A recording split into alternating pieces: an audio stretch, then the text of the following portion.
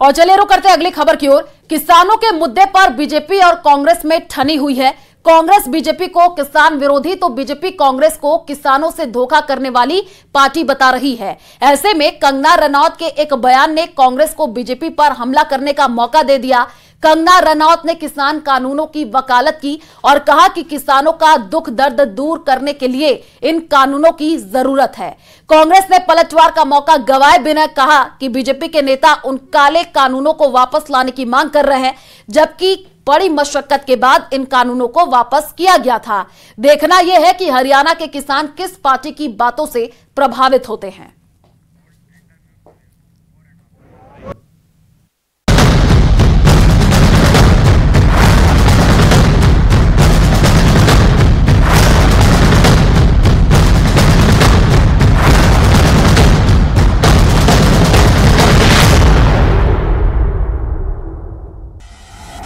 मंडी से बीजेपी सांसद कंगना रनौत ने हाल ही में किसान कानूनों की फिर से वापसी की मांग की थी।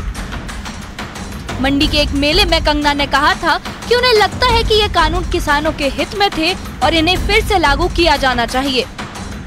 हालांकि विवाद बढ़ने के बाद कंगना ने आज अपने बयान से पीछे हटते हुए कहा कि ये उनकी निजी राय थी और पार्टी के विचारों से मेल नहीं खाती। किसानों के जो लॉज हैं वो मुझे लगता है जो रिपील हो गए हैं वो फिर से लगने चाहिए। हो सकता है कॉन्ट्रोवर्शियल हो जाए, लेकिन मुझे लगता है किसानों के हितकारी लॉज वापस आने चाहिए और किसानों को खुद इसकी डिमांड करनी चाहिए, और ताकि हमारे किसान भी जैसे बाकी जगहों पे समृद्धि हो रही है, हमारे किसान की समृद्धि में कोई ब्रेक ना लगे। अब जैसे 1 नेशन 1 इलेक्शन सारे ब्यूरोक्रेसी हो गए, सारे जो हमारे लीडर हो गए हर 2-3 महीने में इलेक्शन करते रहते हैं, तो देश के विकास में किसान जो है वो मेन हमारा एक पिलर ऑफ स्ट्रेंथ है। तो मैं चाहती हूँ कि वो खुद ऐसी अपील करे कि भाई हमारे जो 3 लॉज जो हमसे जो सिर्फ और सिर्फ कुछ एक राज्यों में जो है उन्होंने उसको लेकर जो है आपत्ति जताई थी, मुझे लगता है कि उनको मैं हाथ जोड़ के उनको विनती करती हूँ कि सब किसानों के हित को ध्यान में रखकर जो है वो लॉज जो है वापस मांगे। नमस्ते दोस्तों, पिछले बीते कुछ दिनों में मीडिया ने मुझसे फार्मर्स लॉ पे कुछ सवाल किए और मैंने ये सुझाव दिया कि किसानों को फार्मर्स लॉ वापस लाने का प्रधानमंत्री जी से निवेदन करना चाहिए। मेरी इस बात से बहुत सारे लोग निराश हैं और डिसअपॉइंटेड हैं। जब फार्मर्स लॉ प्रपोज हुए थे तो हम बहुत सारे लोगों ने जो है उनका समर्थन किया था, लेकिन बड़ी ही संवेदनशीलता से और सहानुभूति से हमारे माननीय प्रधानमंत्री जी ने वो लॉज जो थे वापस ले लिए थे, और ये हम सब कार्यकर्ताओं का कर्तव्य बनता है कि हम उनके शब्दों की गरिमा रखें। तो अगर मैंने अपने शब्दों से और अपनी सोच से किसी को डिसअपॉइंट किया है, मुझे खेद रहेगा।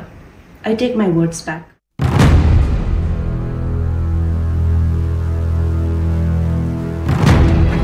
कंगना के बयान पर कांग्रेस अध्यक्ष मल्लिकार्जुन खड़गे ने भी तीखा हमला करते हुए कहा कि किसान कानूनों के खिलाफ 750 से ज्यादा किसान शहीद हुए थे और अब बीजेपी सांसद फिर से इन कानूनों की वापसी का समर्थन कर रहे हैं।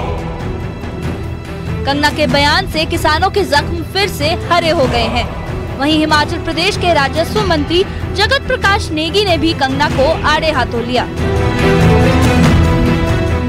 इसका मतलब ये है कि जो हमने सांसद चुना है, बहुत बड़ी बेवकूफी हमारे से हुई, गलती हुई है। हमने कैसे एक मूर्खता पूर्ण व्यक्ति तब को चुनकर भेजा है।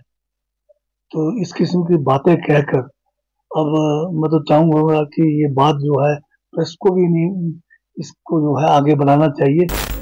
आप करने वाले हैं, आपके हाथ में है, करे क्यों नहीं हम पूछ रहे हैं। आप इलेक्शन में क्यों बोल रहे हो?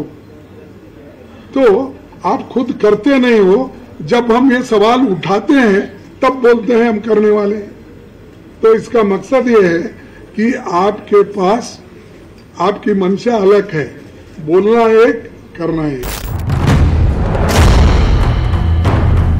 कंगना के बयान के बाद बीजेपी ने फौरन सफाई दी। पार्टी के प्रवक्ता गौरव भाटिया ने कहा कि कंगना के विचार व्यक्तिगत हैं और पार्टी का इससे कोई लेना देना नहीं है।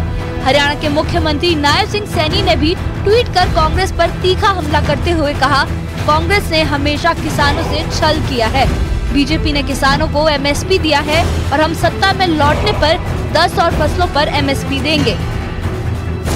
हरियाणा में जहां 70% आबादी कृषि से जुड़ी है, वहां किसानों की भूमिका इस चुनाव में निर्णायक हो सकती है। बीजेपी और कांग्रेस दोनों ही पार्टियां किसानों को अपने पाले में करने के लिए हर संभव कोशिश कर रही हैं। देखना दिलचस्प होगा कि किसान किसके साथ खड़े होते हैं। Bureau report, news 18।